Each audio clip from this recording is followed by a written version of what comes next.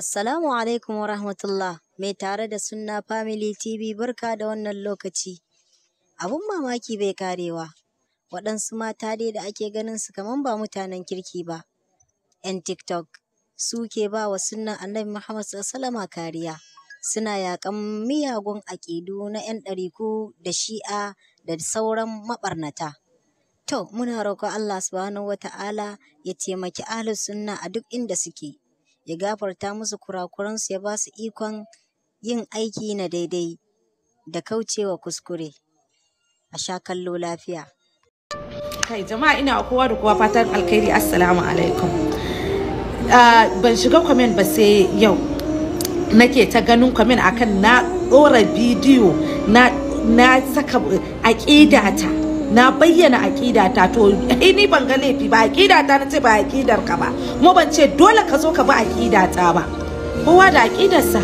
Kuma ban ga dalilin da ɗan shi'a ma ya fito, mutumin banza irin ɗan shi'a wanda yake zagin Khulafa'ur Rashidin ya fito ya faɗi aƙidarsa, kuma kuna sanar da aƙidarsa, kuka yi following ɗinsa, kuka yi comment ɗinsa, kuka mai duk wani abu da ake yi a TikTok.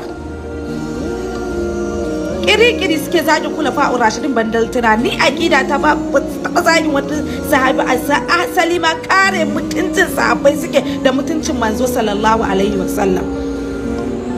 Ga waɗanda suke jifan Nana Aisha da mugayen kalamansu, duk ba ku ce sun yi laifi ba. A saye ni da na fito na bayyana aƙida ta, to ni yau kun ji daga bakina, ni yar ahlus sunna ce, ni yar izala ce. Kuma duk wanda ya san ni ya san gidanmu ya san akan haka miki.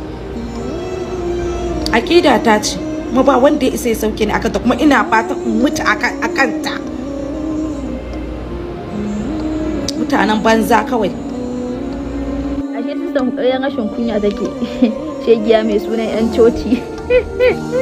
Yin ba 'yan matan na coci da suke share waje suke me su ba ke samu sista. An ji an ɗauki sista an makalawa suna. Ashe baki da ashe karamar mara kunya ce ki. Na gaya muku wai kawai na hawa life ɗin yarinyar nan, ina so na gama ji me take cewa ita da mahaukatanta 'yan uwanta masu baƙaƙen kaya.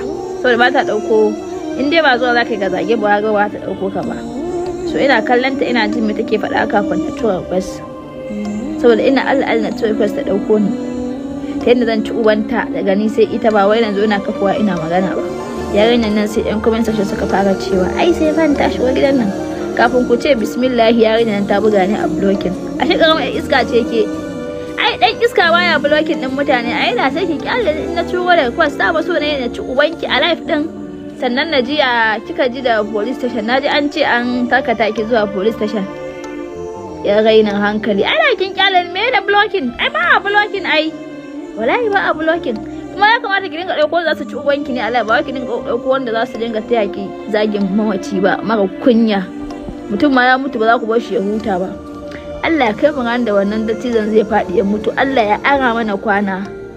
Allah Ubangiji ya kai mu ran da wannan mutumin naku zai faɗi ya mutu, dan shi mutuwa ma zai yi wallahi, ba rasuwa zai yi ba, shi mutuwa zai yi. Zaki ci ubanki rana. Allah ya kai mu, Allah ya ara mana lokaci. To haka nan dai ake ta rigiman a TikTok tsakanin su matan sunna da na shi'a. Duk da dai muna ba da shawari wa matan sunnan su rage zagi da cin mutunci na kai tsaye, su yi karatu su bayyana munanan aƙidun waɗancan maɓarnatan. Allah ya taimake mu akan sunnan Annabi Muhammad sallallahu alaihi wasallama.